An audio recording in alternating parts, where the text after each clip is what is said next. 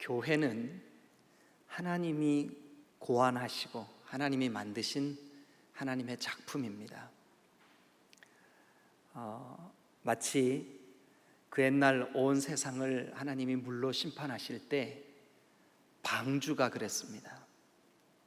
노아에게 하나님이 길이, 넓이, 창문, 그리고 그 높이와 그 사이즈를 다 제한하셨습니다.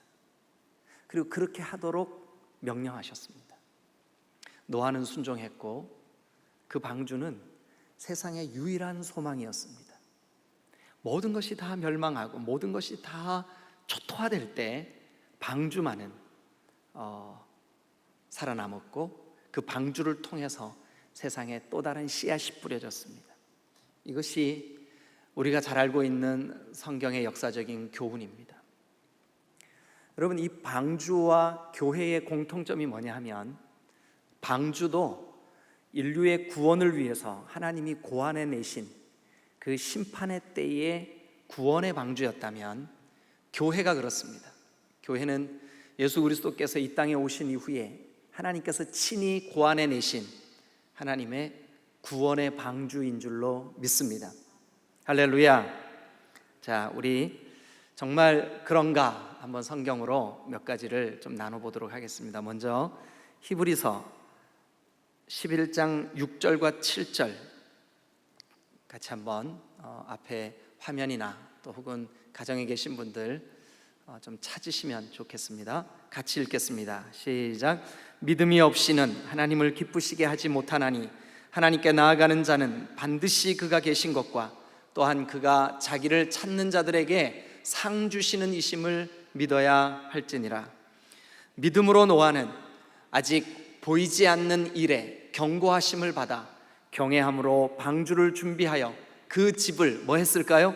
구원하였으니 이로 말미암아 세상을 정죄하고 다 같이 크게 믿음을 따르는 의의 상속자가 되었느니라. 할렐루야. 그러면 여러분, 하나님이 고안하신 이 인류 구원의 수단 방주, 여러분, 방주에게 요구되는 것, 방주를 만드는 노아에게 요구되는 것이 뭐냐 하면 믿음입니다. 믿음. 이 마지막 때에 구원의 방주, 이 교회에 하나님께서 요구하시는 것이 뭐냐 하면 바로 믿음입니다. 실제로 여러분, 이 교회를 한마디로 정의하면 주는 그리스도시요 살아계신 하나님의 아들입니다 라는 고백을 하는 사람, 이 믿음을 가진 사람들이 바로 교회입니다. 이 자리에 그 영상 예배를 하느라고 나와 계시지는 못하지만 여러분들이 평소에 나와 앉아있는 그 자리, 그 메인 템플 그 자리, 거기를 뭐라 그러냐, 여러분 앉아있는 회중석, 성도들이 앉아있는 그 자리를 영어로 뭐라 그러냐면 네이브 그럽니다. 네이브. 그런데 노아 방주와 같이 이 저 물에 떠다니는 그 배라고 하는 말이 나비스라고 합니다. 나비스. 이 나비스라고 하는 말에서 그 회중석이라는 말이 왔어요. 신기하죠? 예. 그러니까 방주라고 하는 말에서 물론 킹 제임스 버전이나 NIV나 이 방주를 아크로 번역을 해놨습니다.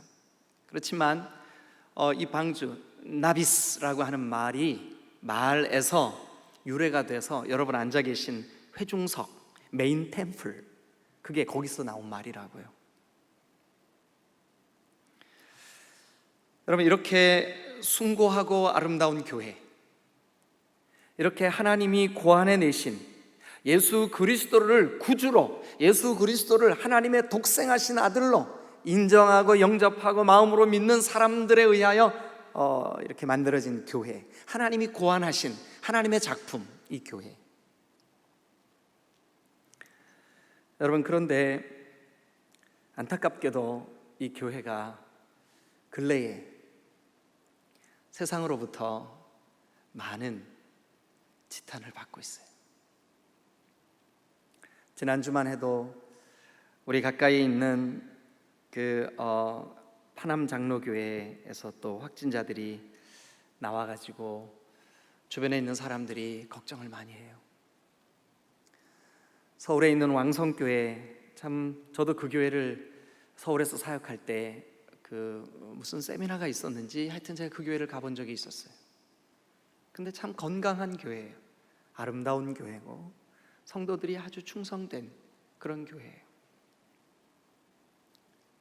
그런 교회에 확진자들이 이렇게 많이 나오고 사람들이 막 인터넷에 확진된 뉴스가 나오니까 뒤에 댓글이 막 교회를 혐오합니다, 지탄합니다. 뉴스를 보면서 마음에 참 어떻게 해야 될까? 안타까운 마음을 금할 수가 없었습니다. 여러분, 한국 교회가 선교 초기만 해도 여러분 1%도 채 안 되던 성도들의 숫자 그때 주변에 있는 사람들이 나 교회 다닌다고, 나 예수 믿는다고 그러면 묻지도 않고 보증을 서줬다는 거예요. 그런 기록들이 있어요. 저 청량리부터 부산 진역까지 중앙선 기차 덜덜덜거리는 그 기차에 타서 옆자리에 앉은 사람에게 나 교회 다닌다고 그러면 그 주변에 있는 사람들이 안심을 했대요. 안심을 했대요.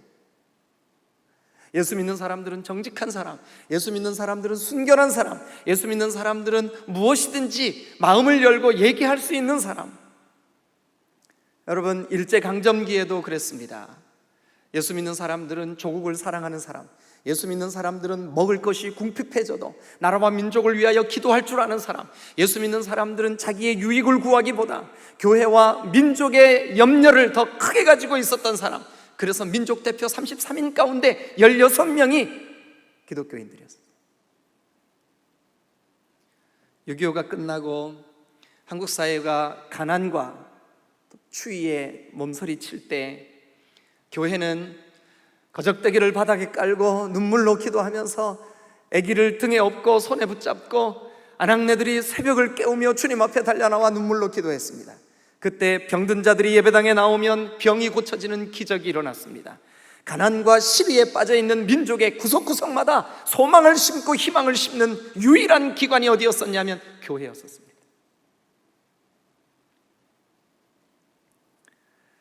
그런 영향으로 70년대와 80년대까지 교회는 급성장했습니다.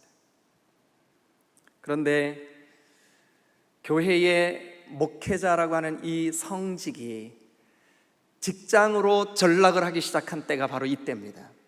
월급 받는 직장으로 탐욕이 들끓기 시작하였고 교회는 양적으로는 어마어마하게 성장을 하고 전 국민의 25%나 되는 사람들이 교회를 다닌다고 할 수치가 나올 만큼 그렇게 교회는 괄목할 만한 성장을 보였지만 질적으로는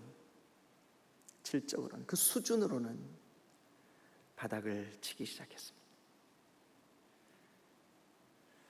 2000년대 접어들면서 교회와 목회자들이 숱한 뉴스거리로 언론에 오르내리고 주변에 있는 사람들에게 정말 세상이 오히려 교회를 염려하게 되는 안타까운 현상. 그 결과 교회는 점점 연세 드신 어르신들 위주의 그런 모습으로 변해가기 시작했습니다. 젊은이들과 청년들이 교회를 떠나고 안타깝지만 교회는 쇠퇴기에 접어들었습니다. 여러분, 그런데 저는 오늘 그럼에도 불구하고 교회는 하나님의 작품이라고 확신합니다. 그런 부정적인 한국 교회의 진단서가 너무 초라하지만 그럼에도 불구하고 아직 이 사회에, 이 시대에 유일한 희망은 저는 교회라고 믿습니다. 그 이유가 있습니다. 그 이유가 뭔지 아십니까? 하나님의 작품이기 때문에 그렇습니다. 여러분, 노아가 그의 아들들과 함께 방주를 만들었을 때 여러분, 한두 해에 걸쳐서 만든 게 아니지 않습니까? 오랜 기간 방주를 만들었는데, 방주를 만들고 그 안에 온갖 짐승들과 온갖 모든 생명 있는 것들을 다 그 안에 집어넣었습니다. 층층이 그 짐승들로 가득했습니다. 노아의 가족들이 문을 닫고 바깥에 어마어마한 물소리가 들립니다. 비가 윗궁창 아랫궁창이 다 터졌습니다. 그리고 어디로 어떻게 흘러갈지 모르는 풍랑 속에 방주가 흔들렸습니다. 이 시대가 그렇습니다. 돌발적으로 나타난 이 코로나라고 하는 현상이 온 교회의 예배를 스탑시켰습니다. 밖에서 어떤 일이 벌어지는지 도무지 감을 잡을 수 없는 현상이 교회 내에, 바깥에 온갖 풍랑 소리, 새속의 물결 소리, 그래서 어떻게 해야 될지 모르는 그런 방향 감각을 잃어버린 교회. 아마 그 방주 안에 있는 노아의 가족들 중에 좀 까칠한 아들은 이랬을 거예요. 아버지, 아니 무슨 이게 하나님의 작품이냐고, 예? 답답해 죽겠다고. 저 짐승들이 싸놓는 똥 냄새, 짐승들이 뀌는 방귀 냄새, 온갖 더러운 것들로 가득 차고 이 안에 가스로 가득 찬데, 우리가 언제까지 이 안에 이러고 있어야 되겠냐고. 여러분, 마치 한국 교회의 모습이 그렇지 않을까요? 지지고 볶고 별일들이 다 있습니다. 그래서 아마 믿는 사람들 중에는 교회를 떠나면서 이렇게 손가락질 할 겁니다. 무슨 교회가 그러냐고, 이게 무슨 하나님의 작품이냐고. 여러분, 그런데 그거 아십니까? 그래도 교회가 희망입니다. 왠지 아십니까? 하나님의 작품이기 때문에 그렇습니다. 하나님이 인류의 생명을 보존시킬 유일한 희망으로 방주를 남겨놓으셨던 것처럼, 인류의 마지막 때가 가까이 오는 이때에 인류의 구원을 위하여 남겨놓은 마지막 방주가 바로 교회입니다. 교회입니다. 저는 오늘 여러분들과 함께 읽은 이 요한계시록 1장의 본문의 배경을 잠깐 좀 말씀드리려고 합니다. 이때는 AD 90년에서 100년 사이, 학자들에 의해서 견해 차이가 약간씩 있지만 이때의 상황은 참 기가 막힌 상황이었습니다. 여러분, 로마 황제 네로라는 이름 들어보셨죠? 네로. 이 네로는 약간 정신적인 문제가 있었던 황제였습니다. 사람들이 자기의 리더십에 대해서 수군거리고, 자기가 그 황제로서 여러 가지 그 백성들로부터 원성이 높아지니까 그 백성들의 원성을 다른 데로 이슈를 돌리기 위해서, 물론 동의하지 않는 학자들도 있지만 역사가들이 그들의 증언으로 이렇게 기록을 해놨습니다. 뭐냐 하면, 네로가 로마에 불을 지른 거예요. 로마 시에, 오늘날로 말하면 이 서울시에 불을 지른 거예요. 그때만 해도 목조 건물들이 대부분이고 오늘날처럼 이런 콘크리트나 이런 게 없었을 때 아닙니까?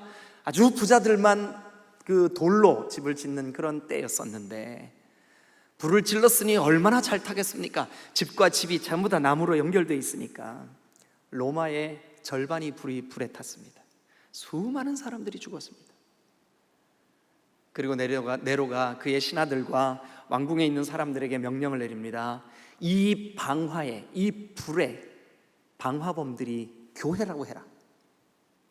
예수 믿는 사람들이라고 해라.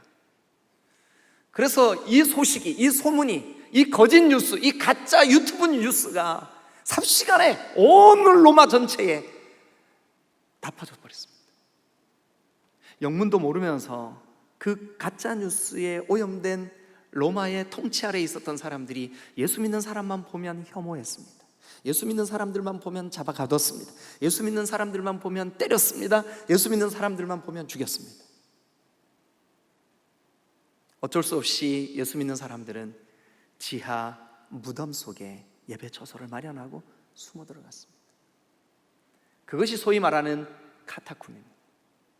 오늘날도 이 카타쿰의 유적들이 여러분 이 로마 지역에 가면 그대로 남아있어요. 여러분들도 여행하시면 볼 수 있어요. 이게 여러분 그냥 신화가 아니에요. 실제 상황입니다. 그때 교회는 사회로부터 지탄과 혐오의 대상이었습니다. 그런데 로마의 황제 네로가 비참하게 피살을 당하고, 그리고 두 번의 황제들을 거치면서 그 다음 황제, 정말 악명 높기로는 네로의 버금가는, 네로보다 훨씬 더 심한 교회를 핍박했던 도미시안, 이 황제가 로마의 황제가 되었습니다. 이때가 세상에 존재하는 교회가 가장 핍박을 많이 받던 시대입니다. 가장 핍박을 많이 받던 시대. 황제를 신이라고 그렇게 숭배하게 만들고, 황제 외에 다른 대상에게 예배하는 사람들은 법적으로 그들을 얼마든지 제재를 가할 수 있도록 만들어버렸습니다. 황제 숭배 사상. 교회는 더 이상 피할 곳도 없었고, 교회는 더 이상 소망이 없어 보였습니다. 여러분, 그런 시기에, 그런 때 소망이 끊겨버린 것 같은 그 시대에, 여러분, 사도 요한은 비록 그는 목회자로서 이제 성도들에게 말씀을 가르칠 수 없는 상황, 밤모섬의 유배가 되었습니다. 그런데도 불구하고 지금 이 요한은 소망을 노래하고 있습니다. 희망을 선포하고 있습니다. 그 이유를 말씀드리겠습니다. 여전히 교회가 세상의 희망인 세 가지 이유, 여전히 우리가 희망을 노래할 수밖에 없는 결정적인 세 가지 이유. 첫 번째, 여러분, 오늘 이 함께 읽었던 4절, 거기 보면 요한은 아시아에 있는 7교회, 아시아에 있는 7교회, 여러분, 코로나보다 훨씬 더 심각하게 세상이 교회를 혐오하던 그 시대, 여러분, 지금보다 훨씬 더 심각하게 교회가 핍박을 받던 그 시대, 지금보다 훨씬 더 심각하게 이단의 물결이 물밀듯 교회를 위협하던 그 시대, 요한이 7교회를 향하여 편지합니다. 그런데 요한이 보내는 이 편지의 내용은 온통 희망으로 가득합니다. 코로나 때문에, 눌림 때문에, 현장 예배가 파괴된 것 때문에 우리에게 마음에 답답함은 있지만, 그래도 우리가 여전히 소망을 노래하고 희망을 노래하고, 우리 디딤돌 교회야말로 희망이 될 거야, 이 지역의 도안에 희망이 될 거야 라고 여러분들에게 선포할 수밖에 없는 이유, 여러분, 그 도미시안의 때에도 죽음이 턱 밑에 와가지고 칼을 들이밀던 그 시대에도 희망을 노래했는데, 하물며 오늘 우리가, 여러분, 비록 그 하나님의 작품인 노아 방주처럼 우리 안에 교회로서 느끼는 답답함이 있을 수 있어요. 얼마나 답답했겠습니까? 그 안에 온갖 짐승들이 울어제끼니까 밤에 잠을 잘 수가 있나? 스컹크 막 이런 친구들, 아이고 보기에는 귀여운데 방귀 냄새는 왜 그렇게 지독해? 그런데 그런 친구들이 꿰어대는 방구 냄새에 온 방주 안이 쾌쾌합니다. 교회도 그렇습니다.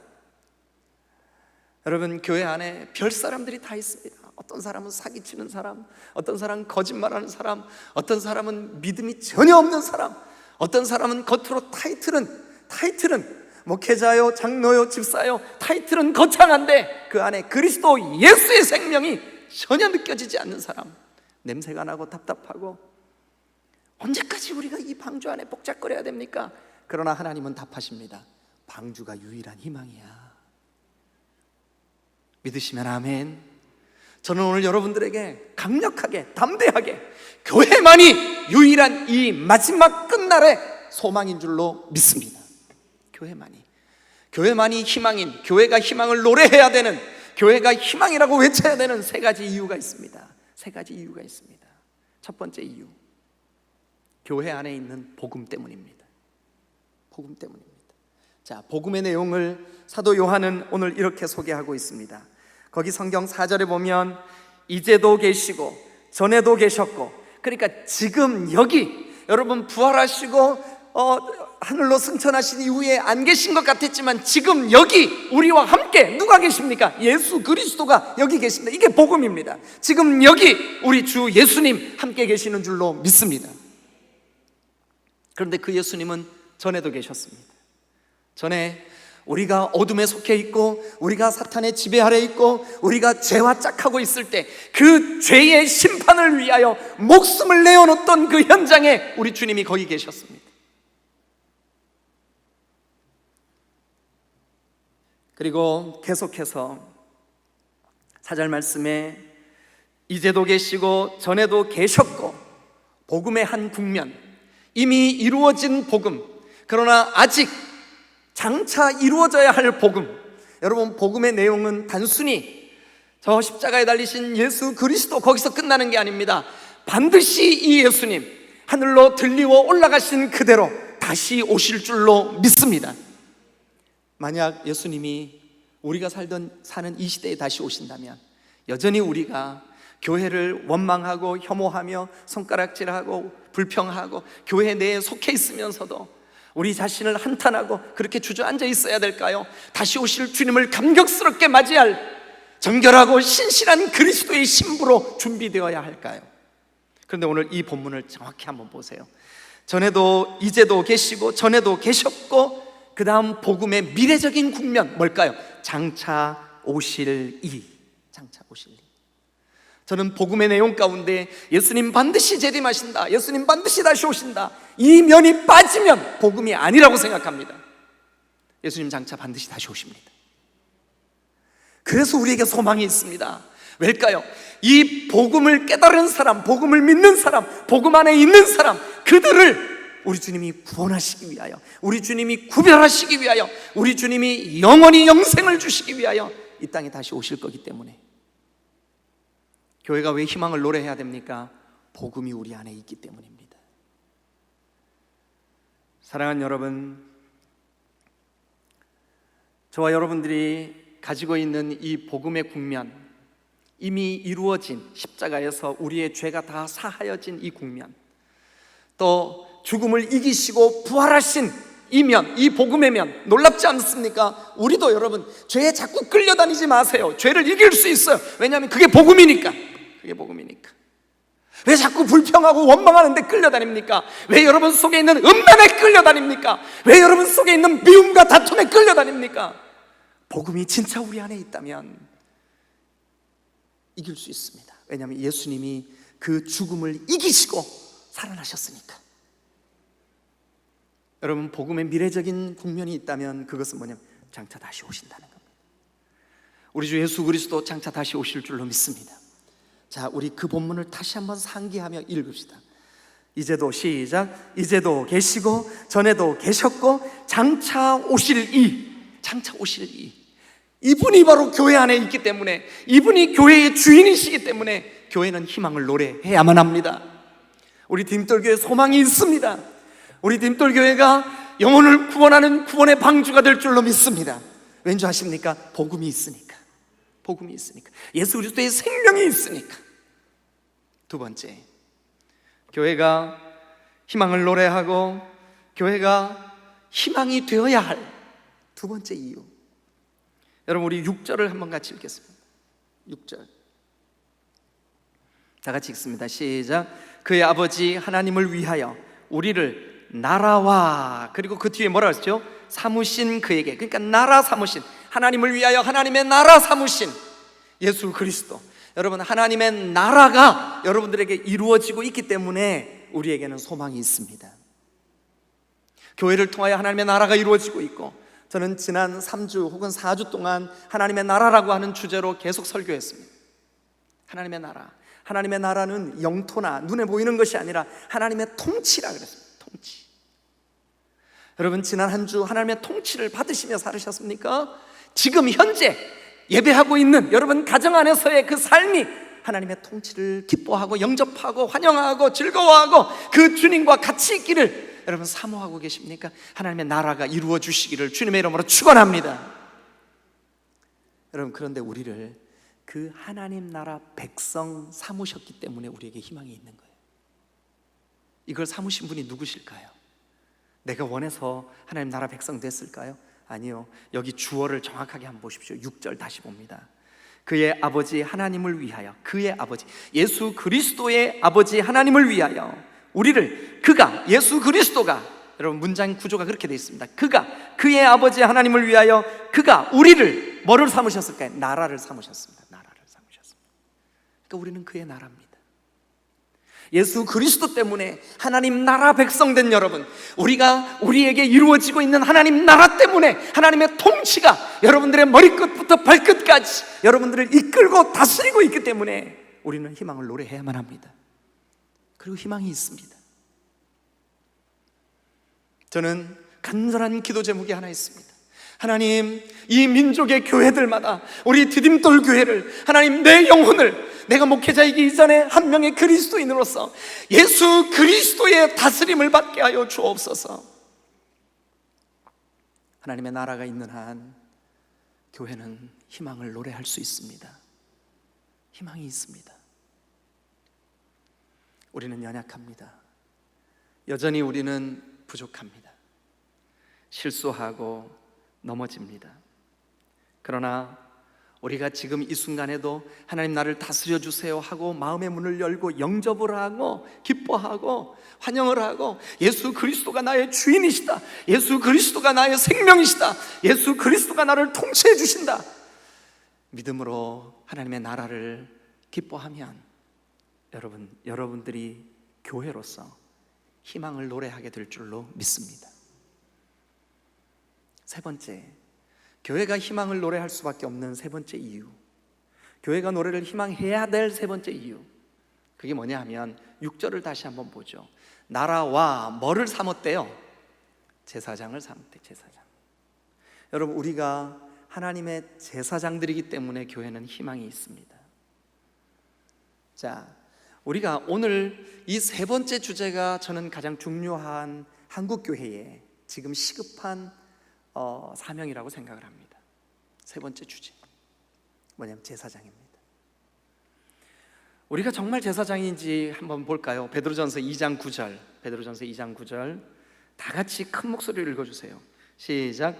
그러나 너희는 택하신 족속이요 왕같은 제사장들이요 거룩한 하나님의 나라요 그리고 그의 소유된 백성이니. 우리 보고 뭐래요?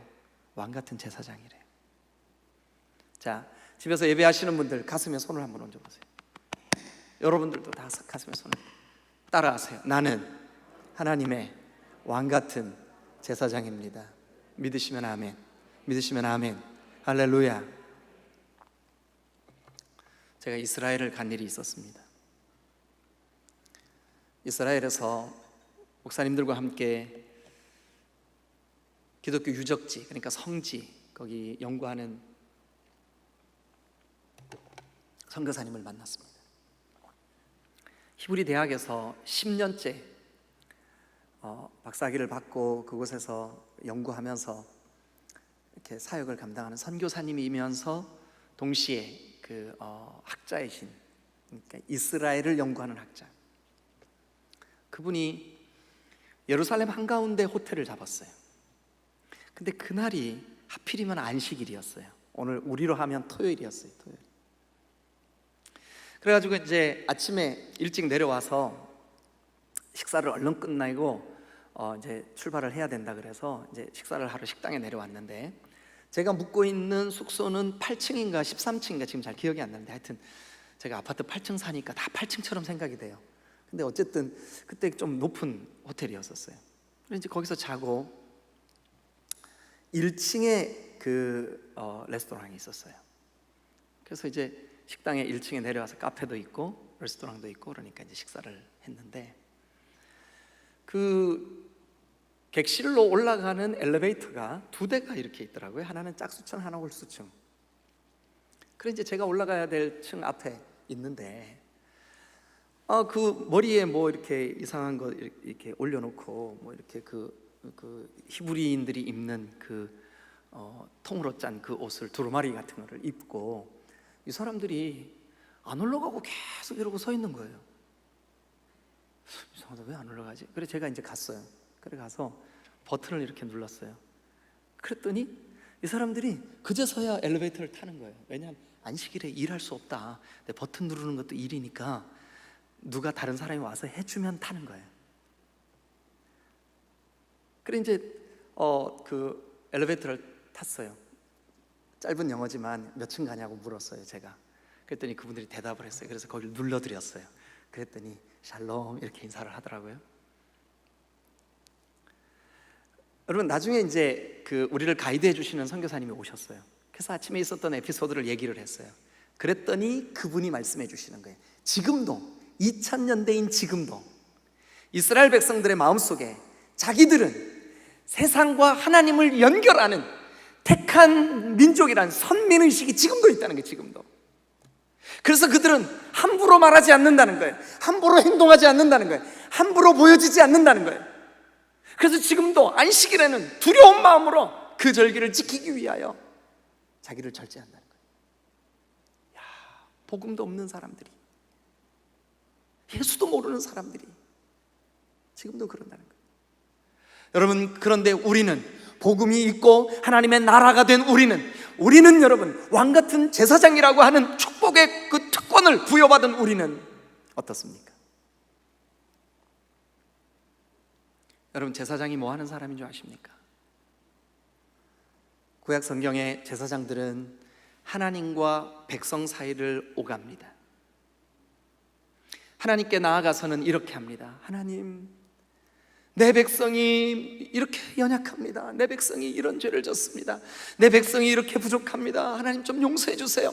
백성의 심정을, 백성의 그 마음을, 백성의 그 연약함을 하나님께 가서 아뢰는 그 직무가 뭐냐? 제사장이 제사장. 하나님, 내 백성을 불쌍히 여겨주세요. 하나님, 내 백성을 용서해 주세요. 하나님, 내 백성을 긍휼히 여겨주세요. 이게 제사장이에요.